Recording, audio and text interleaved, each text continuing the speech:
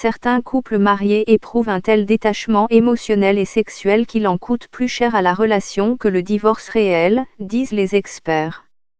Des couples, dans le monde entier, évitent de discuter de la séparation, bien que le mal causé puisse dépasser celui du divorce. La BBC a exploré des cas de couples connaissant un vide émotionnel et a demandé aux thérapeutes des moyens possibles de renverser la situation. Le consultant londonien en télécommunications est marié à sa femme Thureya depuis 20 ans et le couple a maintenant 2 fils dans la vingtaine.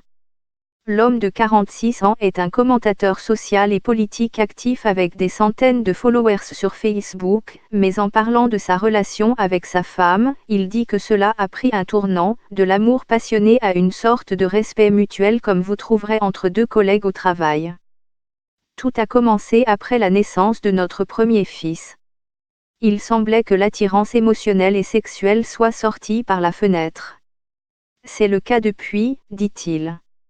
J'ai essayé de trouver des excuses quand elle a choisi de dormir séparément, même des mois après la naissance de notre fils. Je n'arrêtais pas de dire que ce devait être des hormones ou des sautes d'humeur post-natales. J'ai consulté des experts, d'autant plus que cela semblait durer. À la naissance de notre deuxième fils, elle ne semblait pas vouloir de contact émotionnel ou sexuel entre nous. Kamal se souvient de la façon dont elle lui a demandé une fois de cesser d'agir comme un adolescent quand il a parlé de la nécessité de la romance.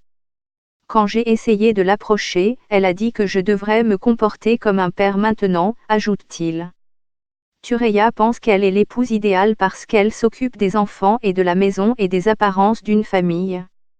Je pense qu'elle fait un très bon travail en tant que mère et femme au foyer, mais c'est tout.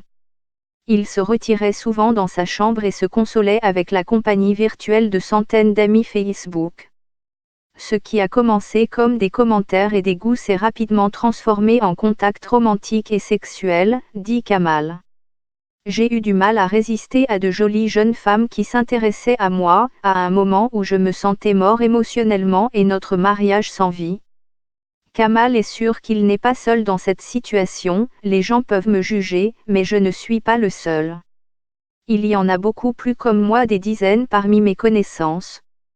Il a développé une double vie de père et mari parfait à l'extérieur, alors qu'il a des relations plus intimes le week-end.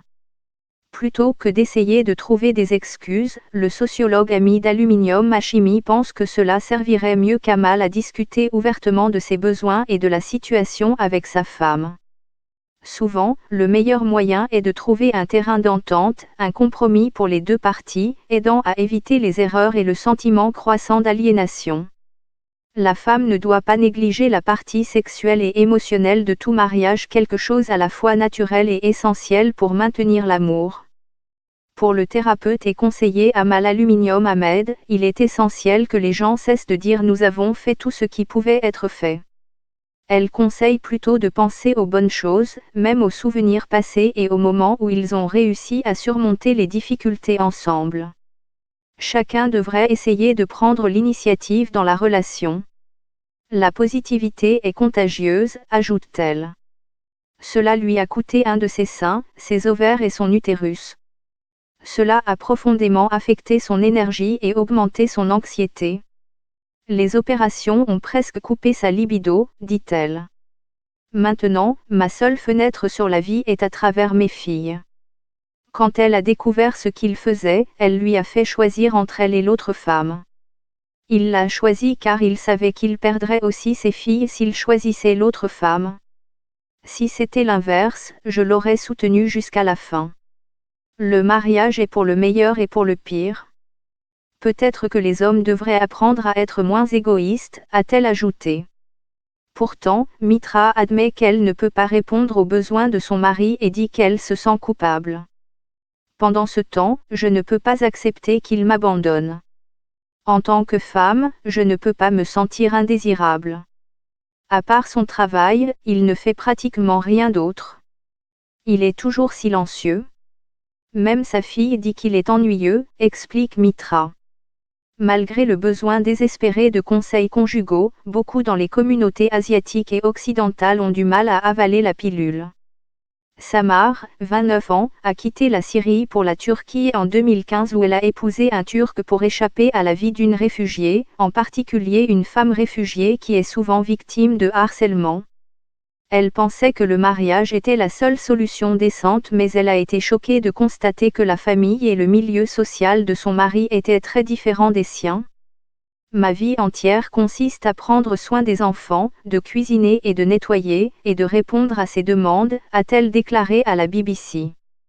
La seule raison pour laquelle elle reste mariée à un homme qui lui refuse même des visites à des voisines, sauf s'il l'approuve, dit-elle, c'est le soutien financier qu'il lui offre, lui permettant de s'occuper de ses 2 enfants. Si j'avais d'autres moyens, je ne resterais pas avec lui un jour de plus. Je n'ai jamais été traitée comme ça quand j'étais avec ma famille. Mon opinion, ma dignité, mes sentiments ne comptent pour rien ici. Ce n'est que du sexe à la demande qu'il recherche. Sa mère est consciente que son père est secrètement marié à une autre femme, mais préfère garder le tout secret. Mon père est un homme riche et c'est la seule raison pour laquelle une femme d'une trentaine d'années a accepté de l'épouser. Ma mère est forte et financièrement indépendante, mais elle ne veut pas parler ou demander le divorce afin de ne pas ternir notre réputation. Elle veut garder sa fierté, dit Roux. Sa mère souffre émotionnellement depuis des années mais elle garde le secret parce qu'elle ne veut pas avoir l'air pathétique, dit Roux. Elle prétend qu'elle va bien et qu'elle est heureuse, mais en réalité, elle est profondément triste.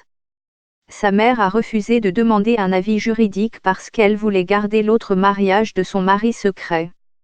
Le conseiller Aluminium Hamid considère que le désir des 2 parties de réparer les choses est la seule issue.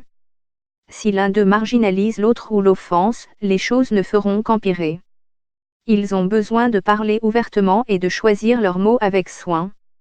Sinon, ils sont totalement séparés. Parfois, soutient Aluminium Hamid, une partie essaie de changer les choses tandis que l'autre s'accroche au statu quo, frustrant toute tentative de changement. Afin de surmonter les difficultés, les 2 partenaires doivent apprendre à ne pas laisser les choses s'accumuler.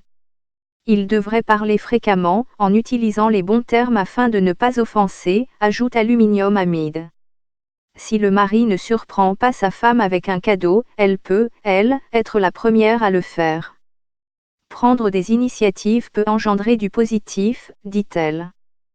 Tous les noms ont été modifiés pour protéger l'identité des personnes interrogées.